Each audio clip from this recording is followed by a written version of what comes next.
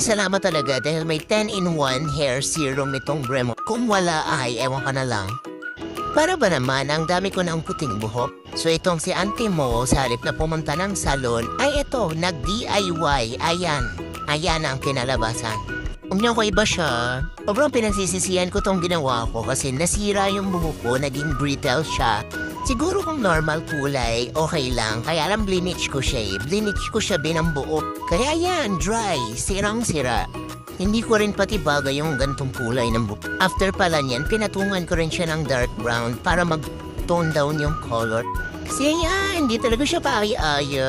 Eto, at sinatsuga ko talaga siyang applyan every morning pagkaligo ng 10-in-1 hair serum ng Bremo. Kasi kung hindi, promise, pag natuyo siya, tikwas-tikwas yung buhok ko. Eto na ngayon yung actual color ng buhok ko after ko siyang patungan ng dark brown.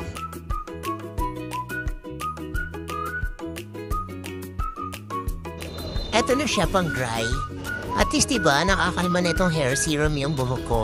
O diba nakalma niya na yung buhok kong tikwas at sobrang dry. Ang bango pa. Ay oo, nakalimutan ko palang banggitin na ang bango din pala nitong hair serum na. Eh mga besh, kung ang buhok mo ay na-damage din dahil sa kung ano-anong ginawa natin sa mga buhok natin, eto na yung sign mo para gumamit ng 10-in-1 hair serum ng Bremon. Nasa yellow basket ko yung link for orders. Bye-bye!